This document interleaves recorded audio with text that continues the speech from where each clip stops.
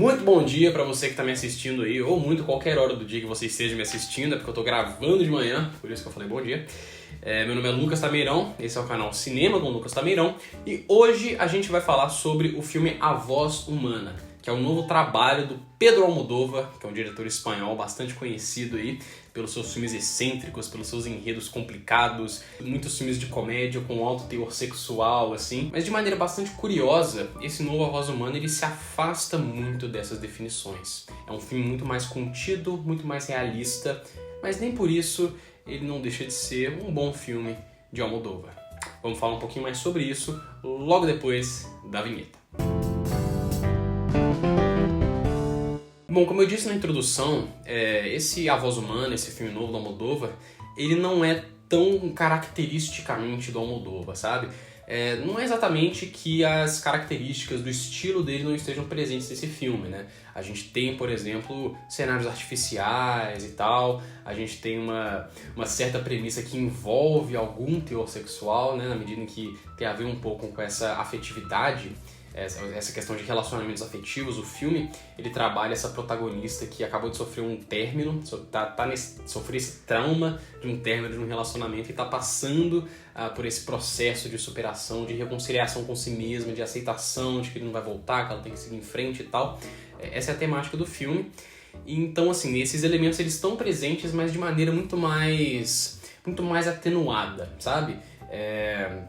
O filme ele não é excêntrico, o filme ele não é extravagante, daquele jeito bem caracteristicamente Almodóvar, assim, mas na verdade ele é bastante, como eu falei lá no início, contido. Ele tem uma abordagem realista. Inclusive eu acho que isso é o que mais chama a atenção no filme, essa abordagem realista, sabe? Ele trata tudo com muita naturalidade, entendeu? Ele convida a gente para perceber esse universo como real, como parte integrante da realidade mesmo, na medida em que está muito próximo de como a gente percebe a nossa realidade. Muitos poderiam chamar isso, eu vejo como muitos poderiam chamar isso, de americanização do estilo do Almodóvar.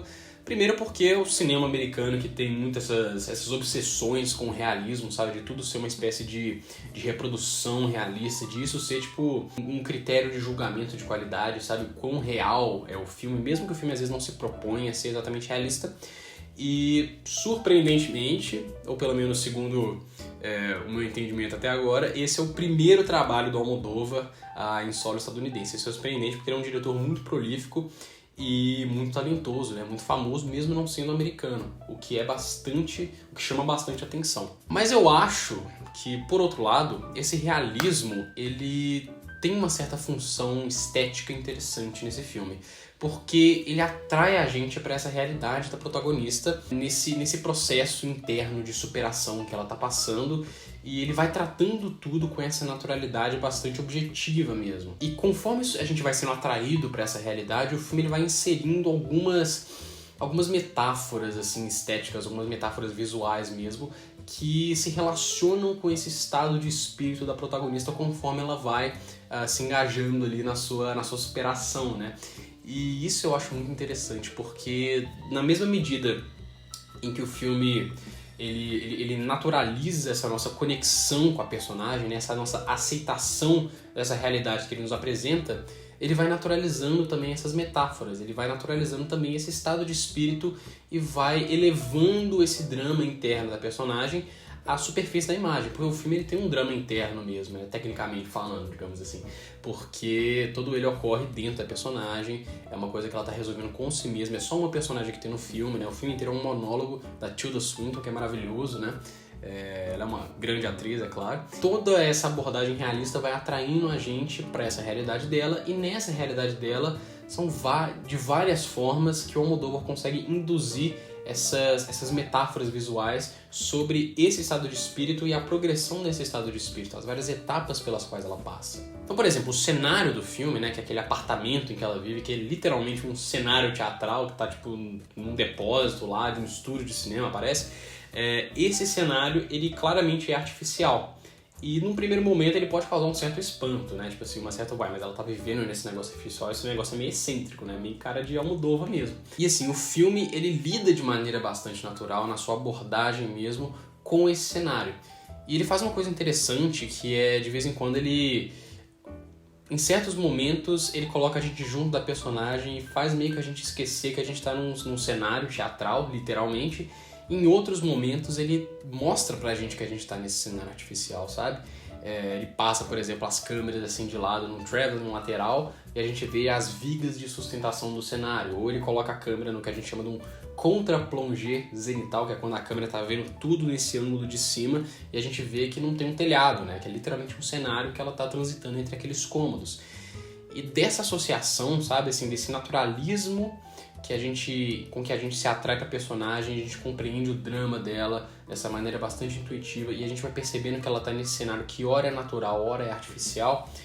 A força metafórica desse cenário começa a tomar forma, e a gente percebe que ela não tá tão presa nesse cenário quanto, na verdade, ele significa uma espécie de limbo da consciência em que ela tá presa por causa dessa dificuldade de superar o término, né? De superar esse trauma que ela sofreu com o fim do relacionamento que ela estimava tanto, né, pelo que a gente consegue perceber. A mesma coisa, por exemplo, com a performance da Tilda Swinton, né, que é uma performance cinematográfica por excelência, de ser emocionalmente contida, de ser ali bastante, quase como uma reprodução de como uma pessoa agiria na vida real mesmo, né, que é bastante característico do cinema, justamente por causa dessa capacidade do cinema de reproduzir o mundo real, né. E nessa naturalidade ela vai atraindo a gente para a realidade dela com mais facilidade. O filme inteiro, o que ela tá fazendo, assim, literalmente no filme ela tá conversando com o namorado dela, ou com o ex dela, né, no caso, por meio de um fone Bluetooth, assim.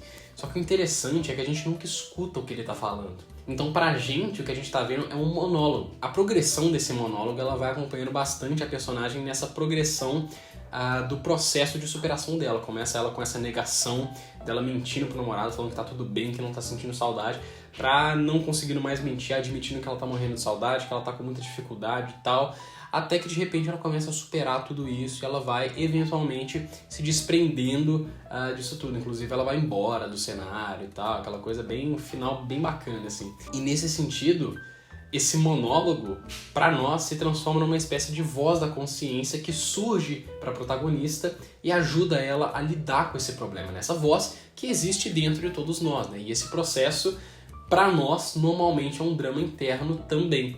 E nesse sentido, é muito interessante do Voz Humana de conseguir meio que produzir esse aprendizado, sabe? Tipo assim, de nos lembrar da importância das histórias na medida em que elas podem sintetizar a experiência humana e prover pra gente uma espécie de luz no fim do túnel, né? Um caminho pra gente lidar pra quando esses problemas que essas histórias abordam aparecerem nas nossas vidas. E no cinema, essas histórias tomam a forma de acontecimentos que podem conter esses aprendizados, o que é muito interessante. Bom, então no fim das contas, não acho que A Voz Humana ele seja um grande filme Almodóvar, né? Mais um trabalho assim modesto, bacana, né? Que se resolve em si mesmo de maneira bastante satisfatória.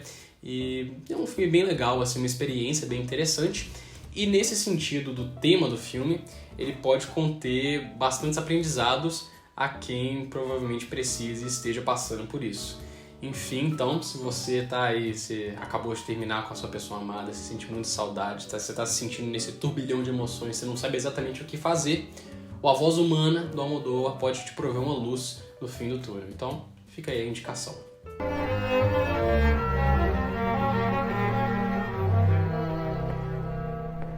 Bom, mas no mais é isso. Muito obrigado a você que me acompanhou até no final aqui. Se você já assistiu ao filme A Voz Humana, comenta aí embaixo o que você achou desse filme, pra gente discutir um pouco mais, né, pra falar sobre cinema, que é uma coisa muito boa.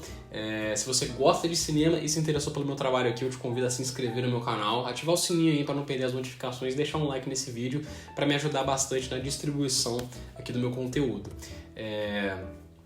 Me siga também nas minhas outras redes sociais, né, no Instagram e tal, tá tudo aí na descrição para você seguir.